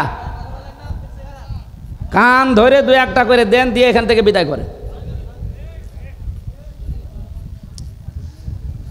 মা ওরে বলছে ফ্যানটা পাল্টিয়ে দিবি। এ কথা বলতে বলতে দেখলাম জিজ্ঞাসা করছে কান্না জড়িত কণ্ঠে, মা কেন? কেন মানে? আমি তোর তোর ছোটোবেলা থেকে পর্যন্ত মানুষ করে দেখেছি, তুই তো গরমে থাকতে পারিস না, তুই যে ফ্যানটা আজ 3 মাস আমার মাথার ওপর, এটা ঘোরে না। তুই আমার সাথে শেষ বয়সে যা করলি, আমার মনে হচ্ছে কিছুদিন পরে তোরে এখানে আসা লাগবে। তোর তো ফ্যান ছাড়া ঘুম হবে না, তোরে আমি খুব ভালোবাসি, আগে থেকে সতর্ক করলাম, ফ্যানটা পাল্টিয়ে নতুন ফ্যান আগে লাগিয়ে দিস, তাহলে তোরই ভালো হবে। এ কথা বলে ওর মা মরে গেল। আমার বলছে, হুজুর মন খারাপ, আমি দেখতে গিয়েছিলাম, ওটা ওই চট্টগ্রাম বিভাগে। মন খারাপ করবেন না, আমার ওপরে আপনি গালি দিয়েন না, রাগ করেন না, এ দোষ শুধু আমার একা না, আমিও আপনার মতোই দিনী শিক্ষায় শিক্ষিত, আমি কলেজের অধ্যাপক, আমি জেনারেল থেকে অনার্স মাস্টার্স করেছি, আমার 2টা ছেলে মেয়ে আছে, আমার মা 3 মাস এখানে পড়ে আছে। মাঝে মাঝেই মাকে আমি খরচ দিয়ে যাই, কিন্তু সাধ্য মতো দিতে পারি না। বউ আমারে বলেছে, এই বুড়ি যদি বাড়ি থাকে তোমার ভাত আমি খাবো না। আমি তো বউকে তালাকও দিতে পারলাম না ওই বাচ্চা দুটোর মুখের দিকে তাকিয়ে। শেষ পর্যন্ত মাকেই রেখে গিয়েছিলাম। আজকে মা আমার চিরদিনের মতো চলে গেল। আমার বাবা সেই ছোট্টবেলায় মারা গেছে, বহু কষ্ট করে এ পর্যন্ত আমি পৌঁছিয়েছিলাম। খুব অবস্থান ভালো না আমার, যাই আছে আমি চলতে পারতাম, কিন্তু আজকে আমি এমন একজনকে হারালাম যে দুনিয়ায় আমার নাম ধরে ডাকবে সেরকম মানুষ এখন আর নেই। বলেন তো, জেনারেল শিক্ষা বলেন আর ধর্মীয় শিক্ষা বলেন, মা বাবাকে বৃদ্ধাশ্রমে রেখে আসার পেছনে আমি যতটুকু দেখছি, আমি তো একেবারে কম ঘুরি না, যতটুকুই দেখছি সবচাইতে বেশি ভূমিকা পালন করে বাড়ির বউগুলো। 100টার প্রায় 98টা পরিবারে আজ বউ শাশুড়ির মিল নেই। ছোটোখাটো জিনিস নিয়ে তাদের মনের দূরত্ব, শরীরের দূরত্ব এত বেশি, শেষ পর্যন্ত স্বামী যারা আমরা আছি আমরা মানসিক রোগী হয়ে যাই। বউর দিকে একটু ভালোবাসা দেখালে আমার নাম পড়ে যায়, আমি বউ পাগল। মা বাবার কথা শুনতে গেলে ওদিকে শ্বশুর শাশুড়ির মন তো পাওয়াই যায় না, বউ বলে ফেলে তোমার বিয়ে করার দরকার কি। আমি কি বেশি বললাম? হ্যাঁ, এটা বাংলাদেশে নেই। এই দুই চাপা কলে পড়ে হাজার হাজার স্বামী, আজ আমরা মানসিক রোগী, কিছু বলতেও পারি না, সইতেও পারি না। এ ঝামেলায় আছেন কারা? হাত তোলেন দেখি, তোলেন।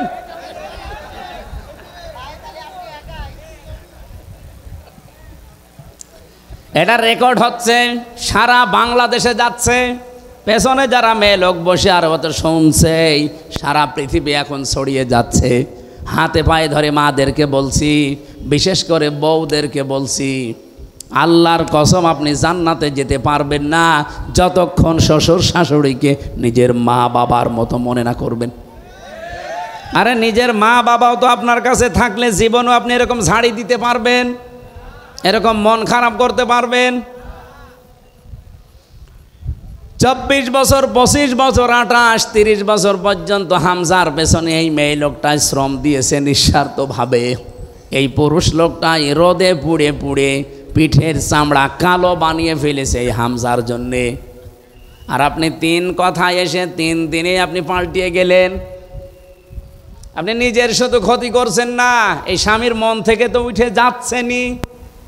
আপনি দেখবেন স্বামীরা সবচাইতে জড়ানো জিনিসকে বেশি ভালোবাসে।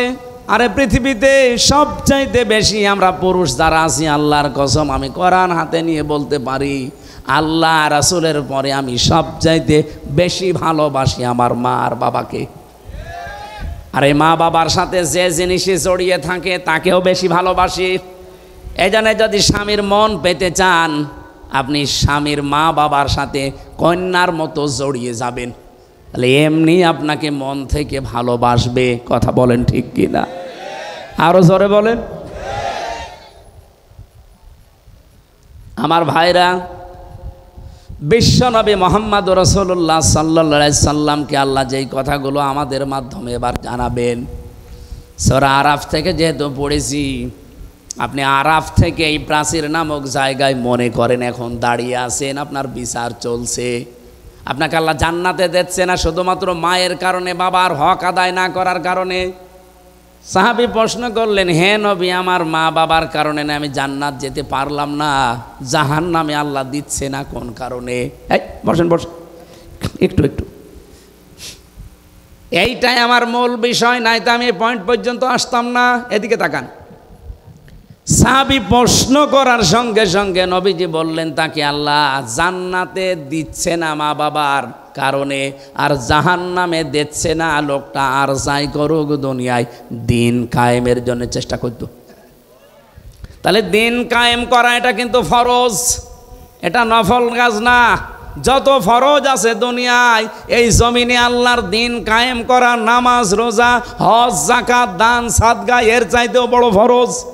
কারণ দিন কায়েম না থাকলে আপনি নামাজের হক আদায় করে নামাজ পড়তে পারবেন না। দিন কায়েম না থাকলে আপনি জাকাত ভিত্তিক অর্থনীতি পাবেন না। দিন কায়েম না থাকলে আপনি পর্দাশীল মহিলা খুঁজে পাবেন না। এখানে কোরআনে কারিমে আমি যতটুকু স্টাডি করে দেখলাম, আমি তো সে ছোটবেলা থেকে এর সাথে লেগে আছি, আমার এই মাথার ভেতরে কোরআনের যতটুকু জ্ঞান আছে আমি দেখেছি সব ফরজের বড় ফরজ আল্লাহর জমিনে দিন কায়েম করা। আদম নবী থেকে আমাদের নবী পর্যন্ত কত লক্ষ নবী হতে পারে বলেন? আমি অন্তত ছোট জীবনে যত নবীর জীবনী পড়েছি, শুধু 2 জন নবীর জীবনী বাদ দিয়ে প্রত্যেকটা নবীর জীবনের শেষে পেয়েছি আন আকিমুদ্দিন, দিন কায়েম করো। একজন হযরত আদম আলাইহিস সালাম আর হযরত সুলাইমান নবী, এরা 2 জনে, আদম নবীর সময় তো মানুষজনই ছিল না, আর সুলাইমান নবী তার বাবার কাছ থেকে রাজত্ব পেয়েছিলেন, তিনি আর কি কায়েম করবেন? আর বাকি যত নবীর জীবনী পড়লাম, প্রতিটি নবীর জীবনের মিশন এবং ভিশন ছিল যে দিন কায়েম করা লাগবে। ওয়ালা তাতাফাররাকু ফি, আল্লাহ বলেন মতপার্থক্য করা যাবে না এ বিষয়ে। আপনি যা করেন করেন, আপনি তাবলীগ করবেন করেন, আপনি জামাত ইসলাম করবেন করেন, আপনি পীর মুরিদি করবেন করেন, জিকির করবেন করেন, দরবার খুলে বসে আছেন করেন, যা করবেন আপনার জীবনের যেন টার্গেটই থাকে যে জমিনের দিন কায়েম করা লাগবে। এ বিষয়ে যদি আপনার মন খারাপ হয়, ফতোয়াবাজি করেন যে না এটা দুনিয়ার কাজ, এটা রাজনীতি। সূরা শূরা 25 নম্বর পারা 13 নম্বর আয়াত, এটা 3 নম্বর পৃষ্ঠার 11 না 10 9 নম্বর লাইনে আছে, মাঝের অংশে পাবেন এতটুকু, কাবুর আলাল মুশরিকিনা মা তাদউহুম ইলাই।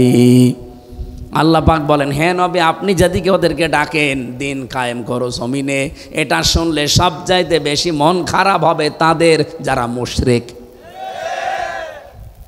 বাংলার মুসলমানেরা, নামাজের কথা বললে আপনি আমাকে দোয়া করেন, ভালো কথা বলেন, রোজার কথা বললেও আপনার কাছে আমি ভালো, জমিনে যে আল্লাহর দিন কায়েম করা লাগবে এটা বললে আপনার কাছে রাজনীতি মনে হয়, দুনিয়ার কাজ মনে হয়। আপনি বিশ্বাস করতে পারেন যে কোনো কায়দায় আপনার দ্বারা মনে হয় শিরিক হচ্ছে। শিরিক করলে মানুষ যেহেতু মুশরিক হয়, আর দিন কায়েমের কথা শুনলে রাগ হবে, মন খারাপ হবে, খারাপ লাগবে কাদের? মুশরিকদের। বলেন বলেন, এ বাংলাদেশে দিন কায়েমের কথা বললে আপনার রাগ হয়, আপনি কি মুশরিক? বলেন। আমি তো স্টেজগুলোতে এসে আমার বাবার আইন কায়েম করো বলি না, বলি আল্লাহর বিধান কায়েম করা লাগবে।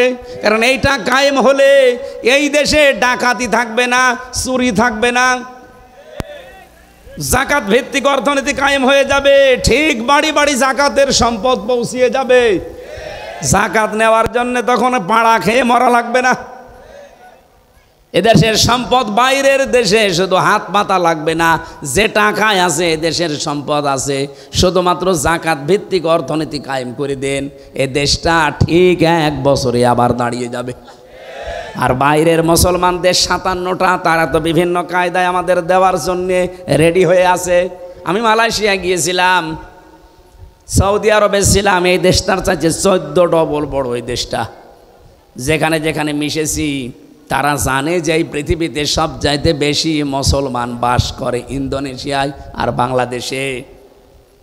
জাকাত ভিত্তিক অর্থনীতি কায়েম করেন না কেন? তারা জাকাত পাঠাবে, ওই টাকাগুলো, নিজের টাকাগুলো, নিজের সম্পদগুলো আপনি শুধু মানুষের দ্বারে দ্বারে জাকাত ফরজ পৌঁছিয়ে দেবেন। 1 বছরের ভেতরে দেখবেন ওই মানুষটা আর ভিক্ষা করবে না, মানুষের চাঁদাবাজি, ছিনতাই, চুরি না। ও নিজের যখন কর্মসংস্থান পাবে, পেটে খাবার থাকবে, তখন ঠিক ভালো রাস্তায় চলবে। বাংলাদেশ জামাত ইসলামের কোনো মানুষ চাঁদাবাজি করে না, ছিনতাই করে না, রাহাজানি করে না। এই কারণে করে না, আপনি দেখবেন এই মানুষগুলো যাই হোক, গরিব হোক আর ধনী হোক, আর একটা কাজ আছে। এই যে এই লোকটা জামাত ইসলাম করে, ও কাপড় সেলাই করে খায়, দর্জি।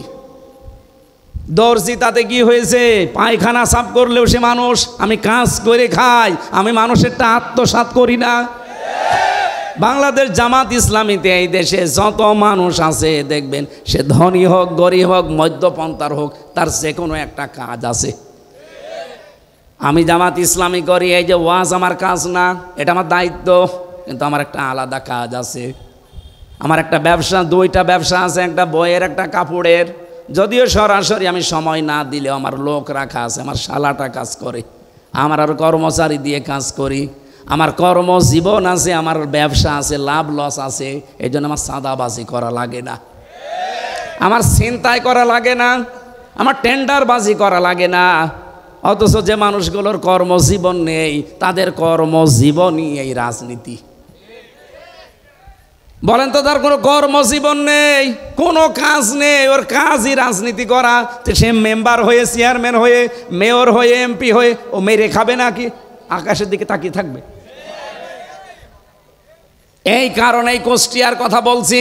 আগস্টের 5 তারিখের পরে এই সেপ্টেম্বর আরম্ভ হচ্ছে কালকে থেকে, এই 1 বছর 26 দিনের একটা জরিপ। শুধু কুষ্টিয়ায় বহু মানুষ হাজার হাজার কোটি কোটি টাকা শুধু চাঁদাবাজি করিস।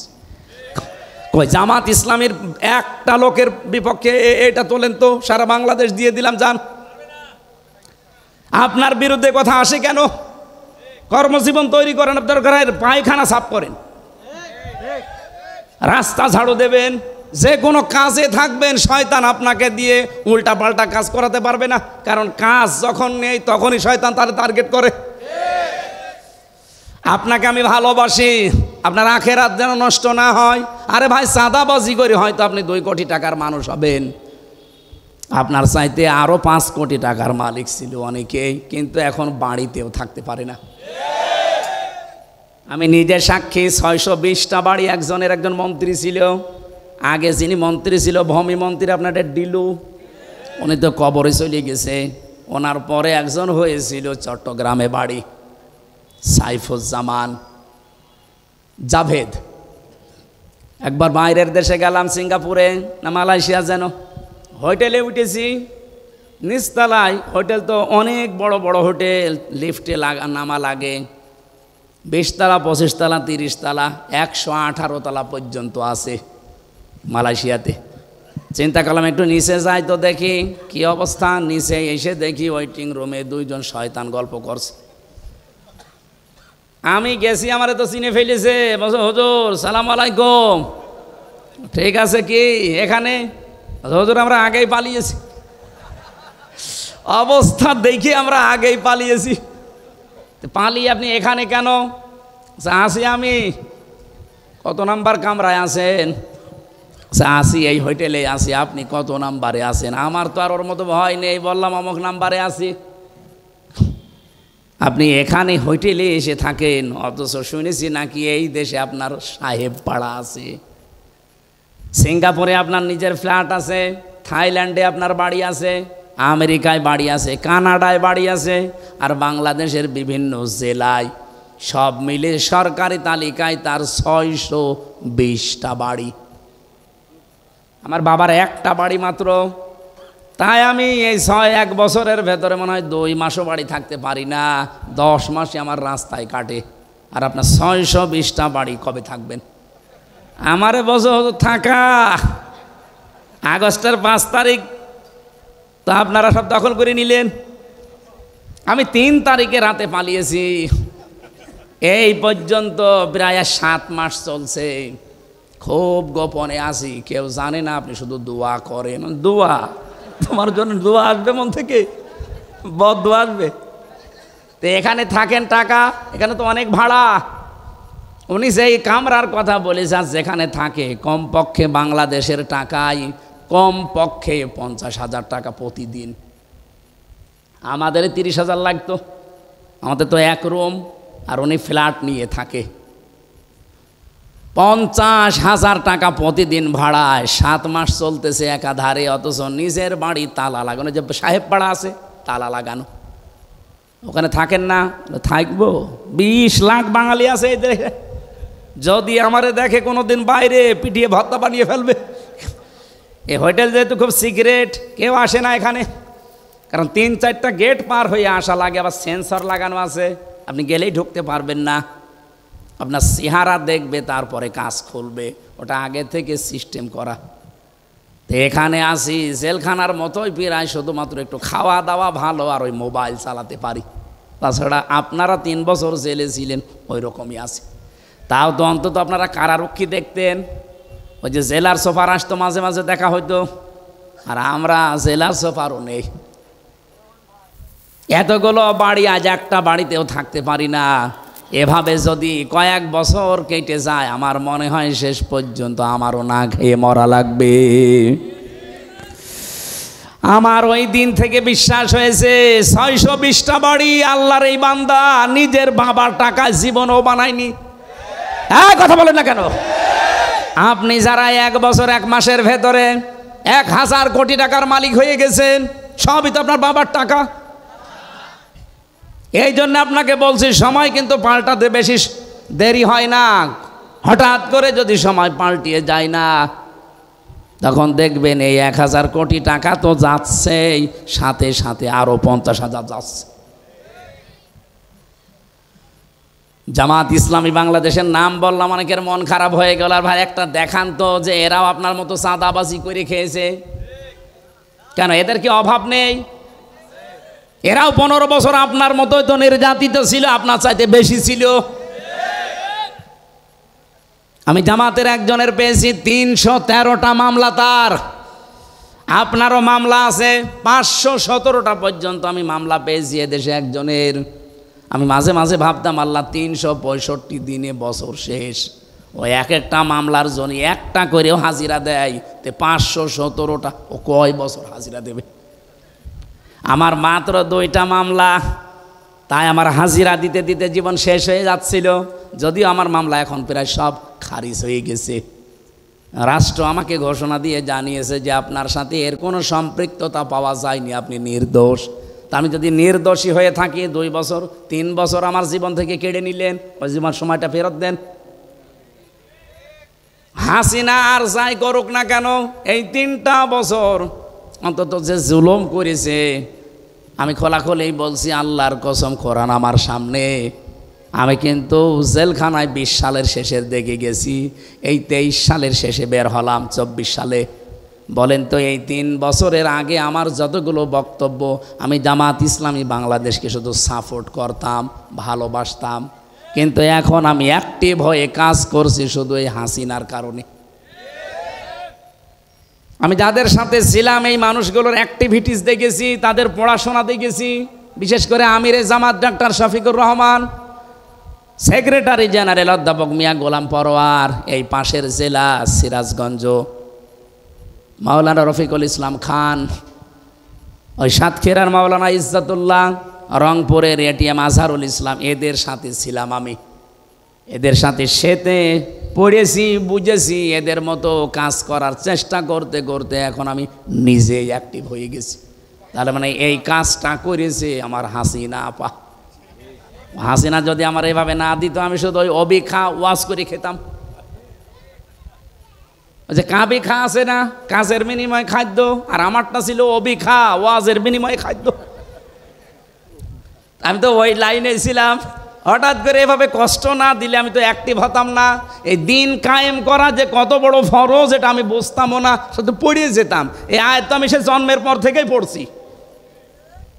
আমি যেদিন কায়দা পড়া শেষ করে কোরআন শরীফ ধরেছিলাম পড়াটা শেষ করে, এই আয়াত তো সেই দিন থেকে আরম্ভ করেছি, সেই 5 পাস করার পর থেকে। এতদিন পর্যন্ত তো এইভাবে বুঝতাম না যে কাবুরা আলাল মুশরিকিনা মা তাদউহুম ইলাই। হে নবী, আপনি যেদিকে মানুষকে ডাকেন যে দিন কায়েম করো, এটা শুনলে সবচাইতে বেশি খারাপ লাগবে মুশরিকদের। এই বাংলাদেশে দিন কায়েম করার কথা যেই বলুক, এর কথা শুনলে যদি আপনার মন খারাপ হয়, রাগ হয়, আপনি বুঝবেন আপনার ভেতরে শিরিক আছে। আর শিরিক যারা করে তারা মুশরিক, আর মুশরিক হলে আপনার কাছে খারাপ লাগার কথা। আপনি বলেন কই আমি তো শিরিক করি না, অবশ্যই করেন, না আপনার কাছে খারাপ লাগে কেন? কোরআন শরীফ কি মিথ্যা হবে? এই জন্য আপনি শিরিক করছেন, আপনি আগে মুক্ত হন, তাহলে আপনার কাছে দিন কায়েমের কথা শুনলে আনন্দ লাগবে, মন খারাপ হবে না। আর আপনাকে আল্লাহ নিয়ে আসবেও না। এ আয়াতের শেষের শব্দ আল্লাহু ইয়াজতাবি ইলাইহি মাইয়াশা।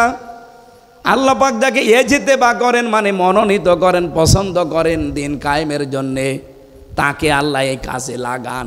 ওয়াহদি ইলাইহি মাইয়ুনিব। কিন্তু আমার আল্লাহ দেখেন যে এর মন আছে কিনা। আপনি যদি মন থেকে ফিরে আসেন, আল্লাহর দিন আমি কায়েম করবই, চেষ্টা করে যান, তখন আল্লাহ আপনাকে এই কাজে লাগাবে। বাংলাদেশে সবাই কি দিন কায়েমের পক্ষে? বলেন বলেন। 18 কোটি মানুষ, এখন মাত্র 7 কোটি 20 লাখ মানুষ, এই যে জরিপ 3 দিন আগের, 7 কোটি 20 লাখ মানুষ এখন চাচ্ছে যে দিন কায়েম হোক, আর বাকিরা এখনো চাই না। আমি বিশ্বাস করে আয়াত দ্বারা, সূরা শুরা 13 নম্বর আয়াত, এই বাংলাদেশে এই 20 কোটি কি 7 কোটি 20 লাখ মানুষকে আমার আল্লাহ অলরেডি তার দিন কায়েমের জন্য নির্বাচিত করেছে তাদের মন দেখে।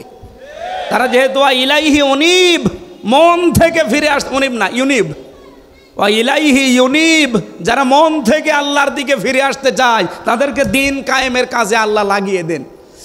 আর বাকি এখনও যাদেরকে আল্লাহ নির্বাচিত করেনি, পছন্দ করেনি, তারা আসতে পারে নাই, তাদেরকে আহ্বান জানাচ্ছি, মন তৈরি করেন, জীবনের টার্গেট বানান যে আমি 200 বছর বাঁচবো, দিন কায়েম হবে না, আমি বেঁচে থেকে লাভ কি? আল্লাহর বিধানে যদি কায়েম না হয় জমিনে, আমি তো অন্তত 100 বছর পরে মরে যাব, কিন্তু জমিন তো এভাবেই থেকে যাবে, শয়তানরাই চালাবে না। আমি যতদিন আছি আমার টার্গেট এইটা যে জমিনে কি করে আল্লাহর দিন কায়েম করা যায়। একটু মন চায় না, চর্মচোখে দেখতে মনে চায় না যে কোরআন দিয়ে চললে দেশটা কেমন লাগে? আর এটা বললে আপনার কাছে রাজনীতি মনে হয় কোন কারণে? আপনি করেন, আমি আপনার পেছনে আসি। হয় আপনি নিজে ভালো হয়ে এই কাজ করেন, হয় নিজে ভালো হয়ে এই কাজ করেন, নয়তো যারা করছে তাদের পেছনে থাকেন। ফতোয়াবাজি করবেন না। অলা তাতাফাররাকু ফি, কোনো ফতোয়াবাজি এই লাইনে চলবে না। নবীজি বলেন এরা আরাফ নামক স্তরে দাঁড়িয়ে আছে এই প্রাচীরে, যে জাহান্নামে দিচ্ছে না, এই একটাই কারণ। কারণ সবচাইতে বড় ভালো কাজ করেছে দুনিয়ায় তারা। হ্যাঁ, ছোটোখাটো অপরাধ আছে তাদের। এই জন্য আরাফ সূরা থেকে তাফসির শুনবেন। এই বিষয়টা আপনি নিজেকে ভাবেন তো, এই প্রাচীরের ওপরে আমি দাঁড়িয়ে আছি। হয়তো মা বাবার সাথে খারাপ আচরণ করেছি, তাদের হক আদায় করি না, জান্নাত আল্লাহ দেবে না, জীবনও দেবে না, জাহান্নামও দিচ্ছে না, শুধু দিন কায়েম করার চেষ্টায় ছিলাম এ কারণে। এখন এখানেই যদি দাঁড়িয়ে থাকা লাগে, তা আমার মতো কপাল পোড়া কেউ আছে? এই জন্য এখন থেকে সংশোধন হওয়ার সময়। আল্লাহ রবিউল আউয়াল মাসে যে আয়াতটা পড়েছি এত বড় বিশাল সূরা থেকে 206টা আয়াত, এই আয়াতের ভেতরে আল্লাহ প্রথম গুণাগুণ দিচ্ছেন আল্লাযীনা যারা ইয়াত্তাবিউনার রাসূলান নাবিয়্যাল উম্মিয়্যা, যারা অনুসরণ করে রসুলের, নবীর এবং নবীর গুণাগুণ। 1 নম্বরে তিনি আল্লাহর রসুল ছিলেন, 2 নম্বরে তিনি নবী ছিলেন, 3 নম্বরে তিনি উম্মি ছিলেন। উম্মি মানে নিরক্ষর। এভাবে আমাদের মতো তিনি লিখে পড়ে এভাবে পাশ করেননি, কিন্তু এই পৃথিবীতে সবচাইতে জ্ঞানী মানুষ বলা হয় সব দিক থেকে মুহাম্মাদুর রাসূলুল্লাহকে। এই জন্য নবীজি নিজে মাঝে মাঝে বলতেন ইন্নামা বুইস্তু মুআল্লিমান, অবশ্যই আমার আল্লাহ এই পৃথিবীতে আমাকে পাঠিয়েছে শিক্ষক করে। কি করে বলেন বলেন? এই যে ইন্না মা দেওয়া আছে, একটু ভালো করে শোনেন। ইন্নার পরে যদি মা আসে কোনো জায়গায়, কোরআনে হোক হাদিসে হোক, আপনি আরবি গ্রামারের নিয়ম হচ্ছে ইন্নার পরে মা যোগ হলে অর্থ দাঁড়ায় একমাত্র, কেবলমাত্র, শুধুমাত্র। বুইস্তু আমাকে পাঠানো হয়েছে মুআল্লিমা, শিক্ষক হিসাবে। বিশ্বনবী এই পৃথিবীতে শিক্ষক ছিলেন, অথচ তিনি বলেন আমি নিরক্ষর, অক্ষরই চিনি না, লেখাপড়ায় জানি না। বিষয়টা কেমন হয়ে গেল? এই পৃথিবীতে যার কাছে যে শেখে সে হচ্ছে শিক্ষক, আর যে শেখে সে ছাত্র। যেহেতু সারা জীবন শিক্ষককে দেখলে ছাত্র সম্মান দিতে বাধ্য। বলেন বলেন? তাহলে নবীজি যদি দুনিয়ায় কারো কাছে শেখে, তাহলে তো তার ছাত্র হয়ে যাবে, তার এবার সম্মান করে কথা বলা লাগবে। এই জন্য নবীজির রওজায় লেখা আছে ওই সূরা হুজুরাতের আয়াতটা, লা তুকদ্দিমু বাইনা ইয়াদাইল্লাহি ওয়া রাসূলা লা তারফাউ আসওয়াতাকুম ফাওকা সাউতিন নাবিয়্যি ইলা আখিরি আয়াত। তোমাদের আওয়াজ যেন রসুলের আওয়াজের ওপরে না ওঠে, তোমাদের কদম যেন রসুলের কদমের সামনে চলে না যায়। আমার ভাইরা, বিশ্বনবী মুহাম্মদ রাসূলুল্লাহ কাউকে সম্মান দেবে শিক্ষক হিসাবে, এটা মানায় না নবীজির জন্যে। আমার আল্লাহ এই জন্যে নিজে সরাসরি শিক্ষক হয়ে জিবরাইলের মাধ্যমে নবীজিকে শিখিয়েছেন।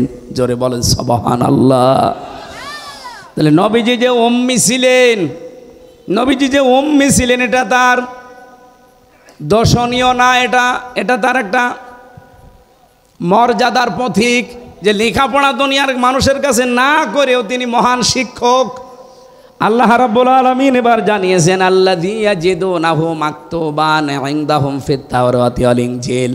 আজ ইহুদি খ্রিস্টানরা আপনার কাছে এসে মানতে চায় না, অথচ ওদের ইনজিল, ওদের তাওরাতের ভেতরে আপনার পরিচয় আমি লিখে দিয়েছি যে এই গুণাগুণগুলো আমার নবীর আছে, তোমরা মিলিয়ে নাও। যতগুলো গুণাগুণ আল্লাহর নবীকে আল্লাহ দিয়েছিলেন, তার ভেতরে 1 নম্বরে ইয়ামুরুহুম বিল মারুফ, তিনি ভালো কাজ বা পরিচিত কাজের আদেশ দিতেন। ওয়ায়ানহাহুম আনিল মুনকার, অন্যায় কাজগুলো তিনি বাধা দিয়ে বন্ধ করে দিতেন। বলেন তো 54 বছরে কি আমরা অন্যায় কাজ বাধা দেওয়ার মতো শক্তি সামর্থ্য তৈরি করতে পেরেছি? কি করেছি? অনুরোধ, যে ভাই এটা না করলে ভালো হয়। আপনার বিবেকে কি বলে? ইসলামের কোনো কাজ কি অনুরোধ না আদেশ? 92% মুসলমানের দেশে যদি ইসলাম আদেশের জায়গায় যেতে না পারে, খালি অনুরোধের জায়গায় থাকে, তা আপনি কবে আবার কি করবেন? সারা জীবন খালি অনুরোধই করে যাব, সলিমুদ্দিন নামাজ পড়ো। আমরা এবার ইসলামকে শুধুমাত্র অনুরোধের জায়গা না, ওয়ানহাহু আনিল মুনকার, অন্যায় কাজে আমরা বাধা দিতে চাই। কথা বলেন না কেন? চাঁদাবাজি করা অন্যায় না? এ কাজ কি অনুরোধে হবে? কি হবে? বাধা দেওয়া লাগবে, আর বাধা দিতে হলে বাধা দেওয়ার জায়গায় থাকা লাগে। ইসলামকে ওই জায়গায় নিয়ে এবার পৌঁছিয়ে দেন, কিয়ামতের আগে বাংলাদেশে চাঁদাবাজি হবে না। এবার আর দুইটা গুরুত্বপূর্ণ পয়েন্ট আছে। ওয়ায়ুহিল্লু লাহুমুত তাইয়্যিবাত, এটা শুনবেন না? এনারা মাহফিল দিয়েছে খালি যুবকরা, কয়েকটা মুরব্বীকে সাথে নিয়ে যুবকেরা দিয়েছে, ওনারা লিখে দিয়েছে কিছু টাকা পয়সা কালেকশন করেন। আমি আসলে এগুলো পারি না, তারপরও মানুষজন যেহেতু আছেন, কোরআন প্রচারে আপনার টাকা পয়সা খরচ না হলে কোথায় খরচ করবেন? 10টা টাকা হলো আপনি আজকে দিয়ে যাবেন, যারা যাচ্ছে ভেতরে এই লাইন দিয়ে ওই লাইনে চলে যাক, আমি এরপরে আরম্ভ করছি। কই তারা কই? এই তাড়াতাড়ি করেন, তাড়াতাড়ি করেন, আপনারা একটু বের করে রাখেন। এরা শুধু যে চলে যাবে। কোন জায়গায় এটা? কোন জায়গায়? কিসের দাবি করতেন? ওয়ায়ুহিল্লু লাহুমুত তাইয়্যিবাত, পবিত্র যত জিনিস আছে, এর আগে অনেকগুলো জিনিস হারাম ছিল, অথচ পবিত্র এই বিষয়গুলো তিনি উম্মতের জন্য হালাল করে দিতেন। ওয়ায়ুহাররিমু আলাইহিমুল খাবায়েস, অপবিত্র জিনিস যেগুলো, নাপাক জিনিস, এগুলো তিনি হারাম ঘোষণা করতেন। এই যে বিড়ি, যেটি যদিও হারাম না, কিন্তু এটা অপবিত্র জিনিস, এটা অবৈধ একটা জিনিস, এটা অনেকগুলো ক্ষতির কারণ। একটা লাঞ্চ নষ্ট হয়ে যায়, আর একটা মুখে দুর্গন্ধ তৈরি হয়, অর্থের অপচয় হয়, অনেকগুলো ক্ষতির সম্ভাবনা এর দ্বারা। এই জন্যে এইটাও খাবাইসের ভেতরে অন্তর্ভুক্ত। ওয়ায়াদাউ আনহুম ইসরাহুম, তিনি সরিয়ে দিয়েছেন, তুলে নিয়েছেন তোমাদের উপর থেকে এমন বোঝাসমূহ, ওয়ালাগলাল আল্লাতী কানাত আলাইহিম, যেগুলো তোমাদেরকে বাঁকা করে রেখেছিল, ওগুলো সব তিনি তোমাদেরকে আল্লাহর পক্ষ থেকে আদেশ দিয়ে দিয়ে সরিয়ে দিয়েছেন।